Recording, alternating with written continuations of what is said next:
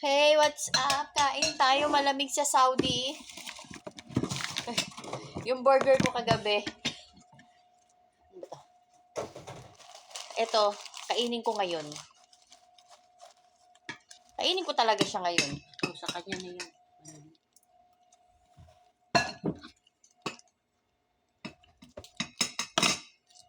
Naantok pa naman ako. Matulog tayo. Antok ang ako. Ayun, bakit? Sabi niya, nasa na si Rowena? Sabi ko, nagdasal. Sabi niya, aalis si tatay, magluto na tayo. Oh, umalis na ba? Anong oras na? Gagaga siya, hindi pa naman umalis yung tatay niya. Paano hindi niya ako pinakawalan, naggawa-gawa kami ng anong dalawa. Para na ako niyang lalaki. Diyan ako sa tabi niya. Oh, pinahawakan dito sa kamay ko yung mga tornilyo. Kunin niya. Hindi ako Ayusin tinawag, niya. ano? Hindi, siya nag-ayos. Dalawa nga kami. Bang malay ko doon. Tapos lumapit ko isa. Tapos? Inayos niya. Tapos hindi rin siya nialam. Iniwanan din kami. Bumalik nun sa kusina.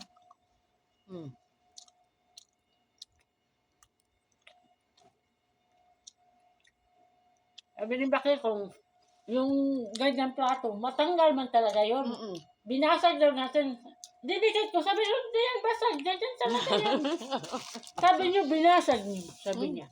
Sabi ko, hindi yan bababasag. Kasi sa karton yan. Naka-ano lang yan. Ganyan yan, natatanggal yan. Sabi niya, tingnan mo daw. Kasi nahiwalay niya. Binalik mo. Binalik ko. Sabi ko, tingnan mo.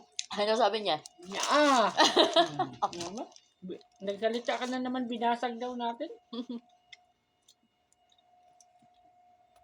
Sabi niya, bro, sabi niya, bro, karban. Sabi ko, ano karban ano?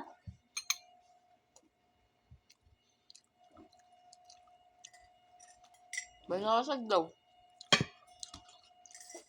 Biniyak daw, biniyak. Sa pagkuha-kuha daw sa karton. Kung dyan, mapix yan, sabi ko sa kanya. Ay, dinugtong ko. Pahiya siya. Hindi ako pinakawalan, pinahanap ng mga ano-ano. Buksan mo, Manuel. Malis ka dyan, tingnan mo dyan. Nasaan ba ako? Nagplanta ng buhok ng baboy. Kasi kailangan daw ng baboy ng maaga. Hinintay niya lang ako, tapos tumayo na. Kalik. Kunin mo yung kita. Dalawa, sabi ko, nandito na naman. Anong oras na, hindi ako nakakaalis. Ang tagal niya inano niya yung saksakan kasi hindi, yung isa, naayos yung isa, hindi maginit. Tinanggal niya yung saksakan, inayos-ayos niya, ang tagal niya ng halos 2 oras yan nag-ayos.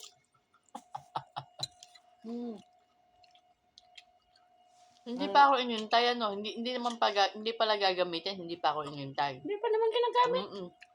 Tatak. Sabi ko ba din? Si Ara, sabi ko, hintayin ko na lang. Ano sabi niya? No. Sana nagawa. Ang tagal naman. Distro. Hindi naman ni-screw yun. Kailangan lang, ipasok yung nandun sa ilalim, dun sa pinakabutas ng pinakabilog na gano'n. Tapos aandar na yun. Hindi, ang tanong na yung saksakan. Yung isa, hindi magkaya mag-ilaw. Ano naman yan, na-fix naman niya. Na-lost thread. Yung isa ayos. Madali lang yun. Ako nga lang, kayo gumawa. Kung ako yun, wala pang 5 minutes, tapos na. Ang tagal niya doon. Niwanan ko. Tapos tinawag na naman ako. Alik. Ayan na naman. Sa loob-loob mo. Ayan na naman. Nandun man yung isa nakaupo, hindi man niya tinatawag. Akong tinatawag. Siyempre. Binalagbog. Nuggets.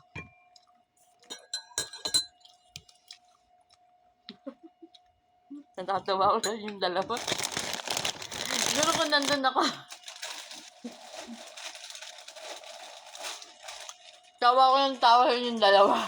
Nanos talaga ako sa Mantanda eh. Ginagawa niya pa akong alalay niya. Ano? Hindi lang yun, maano ka kay Butanding kasi ay kay Matanda, ginagawa pa tayong nasira na naman natin. Parang hindi niya kabisado yun. Hindi niya alam. Bigyan mo Ano ba siya yun? ng ganito. Ano yung paglagay sa cartoon, ganun man yun. Tanggal man yun, tapos ibalik. Kado di ilagay yung plato sa cartoon, kasi yun.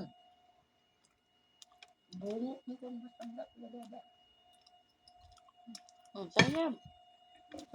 Dami na ako nakain.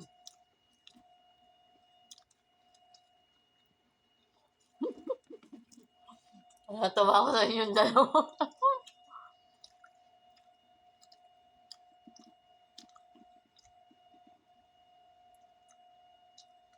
Binira daw natin eh.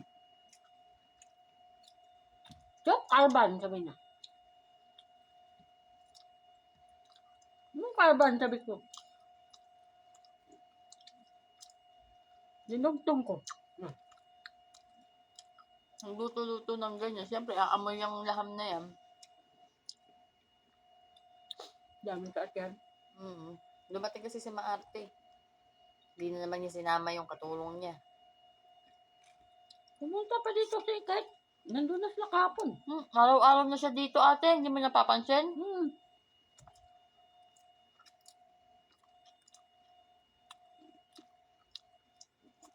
Ano nandito? Ay, bulabugin naman sa pagkain ng mga anak niya.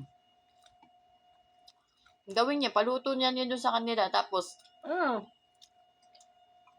pagdating dito, kung gutom na gutom yung mga anak niya, yung pagkain na. Diba no? Gutom na gutom. Ba't niya hindi pa kainin doon?